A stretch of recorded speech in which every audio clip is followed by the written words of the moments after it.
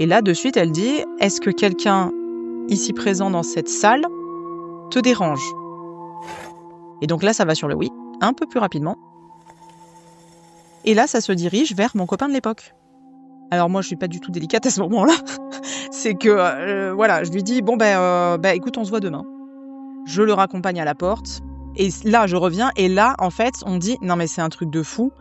Et donc tout le monde, bien sûr, personne n'a poussé. Non, personne n'a poussé et donc ma copine Christelle dit: «Non, mais vous allez voir, on va redémarrer et quand ça va bouger, vous allez voir, on va enlever nos mains et il y aura plus que ta maman et toi. Donc tu verras bien qu'à un moment donné, c'est pas nous qui bougeons les choses».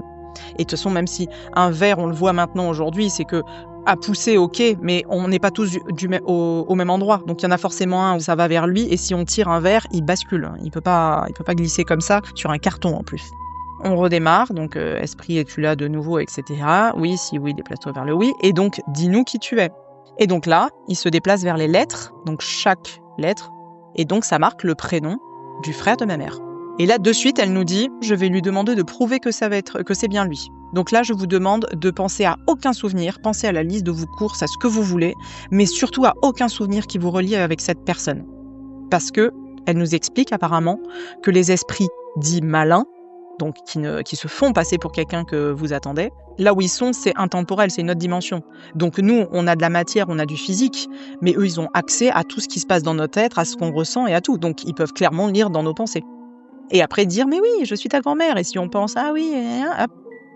Et donc là, elle dit: prouve-nous que c'est bien toi. Et là, le verre se déplace d'abord vers moi et ensuite écrit, donc c'était un peu long, anniversaire, un prénom, je, fléchette, ha ha ha. Ça marque clairement ça. Et là, je me mets à pleurer, ma mère aussi. C'était un événement qui s'était passé donc quand il était en vie. On avait fêté l'anniversaire de son beau-fils, chez eux, dehors. On avait joué aux fléchettes. On était morts de rire parce qu'il n'y en a pas un qui avait touché la cible. Donc on pleurait de rire. Moi, je devais avoir 10-11 ans à cette époque-là.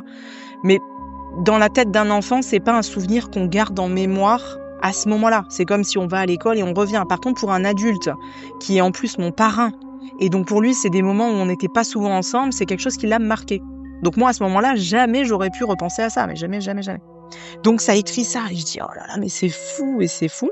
Et effectivement, du coup, ça valide que c'est bien mon parrain. Donc je sais plus dans quel ordre c'est, mais en tout cas, dans la séance, ça revient vers moi, le verre, et là, il marque derrière toi, accident.